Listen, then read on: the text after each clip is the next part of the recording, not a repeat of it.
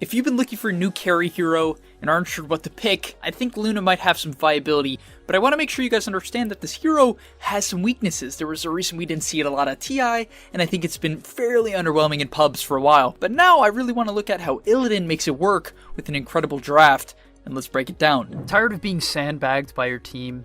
At GameLeap.com, we have pro guides covering some of the best heroes in the game to solo carry your ranked games, as well as, of course, specifically covering the carry role. Hit the discount link in the description below to steal the secrets of pros and start your climb today. First thing I want to look at briefly is the draft. You notice the enemy team has selected Tiny, Crystal Maiden, and Treant Protector, and Illidan's team has an Ogre Magi, Kunkka, Io, and Luna. Now the one thing I want to make clear about this game is that the reason why I think Luna has viability here is primarily due to his team comp, right? Because personally, I don't think Luna is that great right now. However, on Dota Pro Tracker, she has a 57% win rate right now. It is one of the highest in top tier matches right now.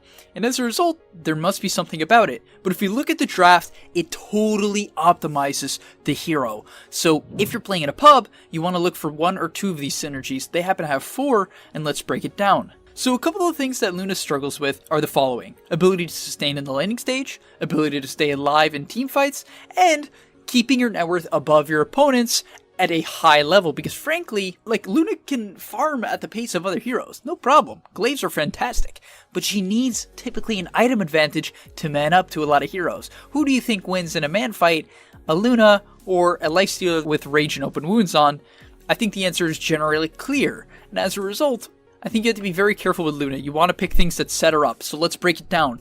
First off, they have an Io and Ogre Magi as their support duo, 2 heroes that give attack speed, which is absolutely amazing for Luna. Io is one of the best partners with Luna due to the fact that, you amp her farming speed by a heavy margin, and Luna does not need levels, so she has no problem giving away a lot of them to the Io. It's totally fine. And Ogre Magi Bloodlust is fantastic. As is, you have high movement speed, and not only that, you really benefit once again from attack speed. It's really a good combo.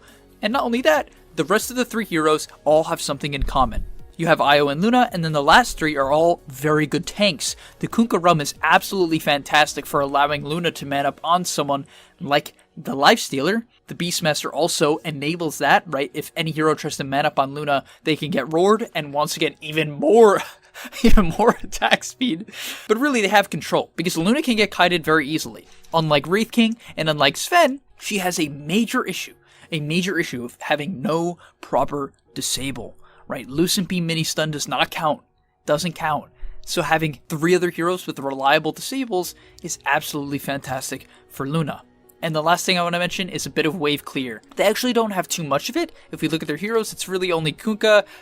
Beastmaster is pretty good, right? He can shove in the lanes quick. If he gets access, it's no problem dragging the wave. And Boar is a good way to actually bring the creeps away from the tower. So they have a little bit of that as well. In terms of starting items, you have to go something of this variant, right? I really think you have no choice. First off, you take Lunar Blessing level 1. Almost no question in my opinion. It helps you last hit, and that is what you need for Luna in the early laning stage. Your beam can be okay for securing ranged creeps, but not that great. For starting items, she has 6 tangos, 3 branches, and 2 slippers, and I love this build. High damage, good sustain. The first thing I want to talk about is briefly what the Io and the Ogre is actually doing. It's very important to consider what they're doing. They're starting as a tri-lane down bottom, which actually can force proper lanes for the Luna. You notice now the Io TP's out, which is nice, right? Because you do kind of want to help your support, and immediately they break these trees. So good start. They secure the block on the wave, which naturally will push in the Beastmaster's lane if it went under tower. It didn't, but that was the goal probably. And then Io TP's back up to continue laning with the Luna.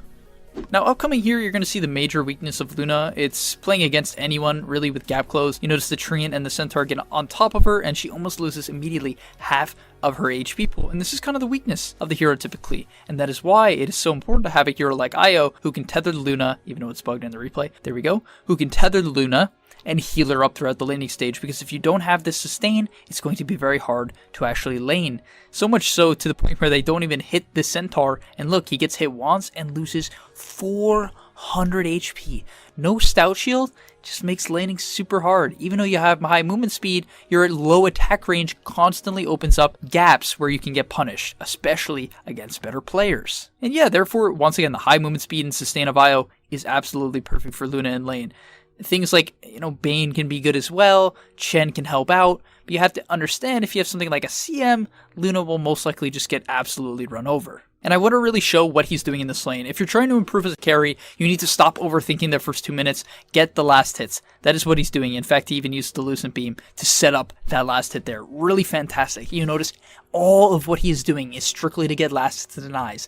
Sure, he got pressured out a lot, but due to the fact that he has an IO, sustain not an issue, so his last hits are really good, right? You could be like, well, he's losing to the Centaur, sure, but trust me, this lane is not that good. It's not that good, especially if you don't have an IO. Oh my, unbelievably bad at points.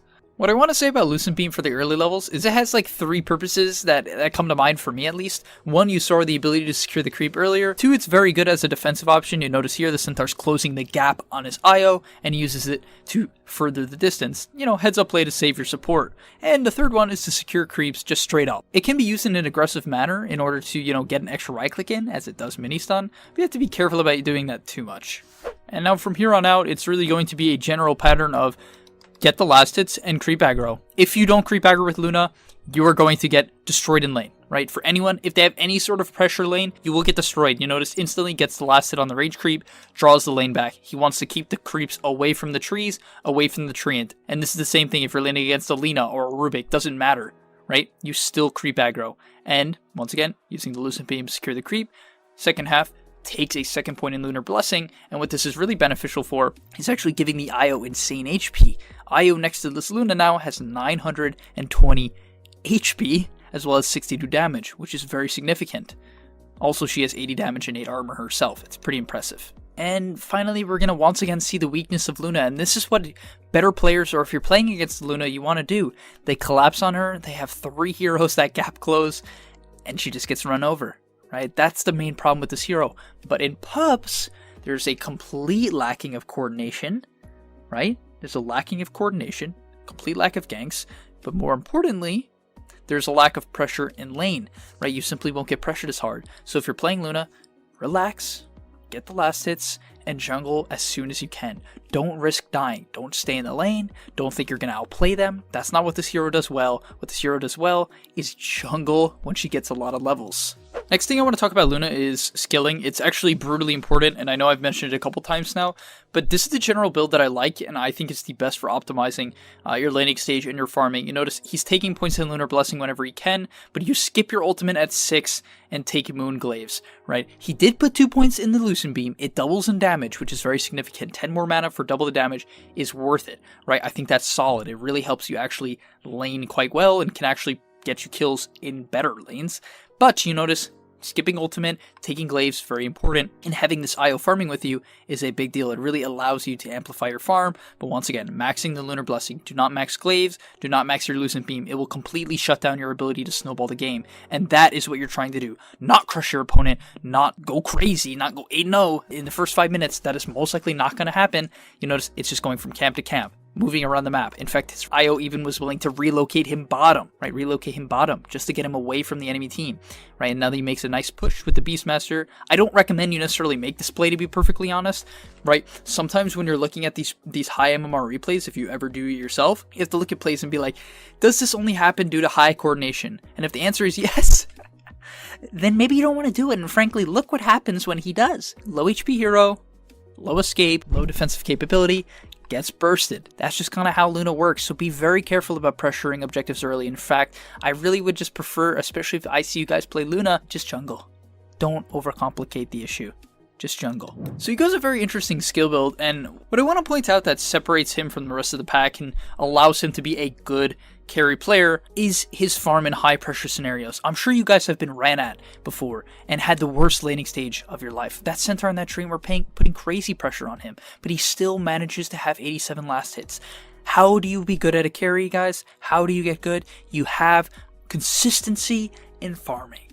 That's it. That's it. If you can manage every single lane, no matter how bad your support is, no matter how hard your opponents are, easy, good, doesn't matter. Consistency in last hits. Is it everything in Dota? No. It provides you a nice metric to kind of track your ability to be consistent in the early game, especially. He got ran at and he's at 100 by 13. Extremely impressive. Has he have an IO?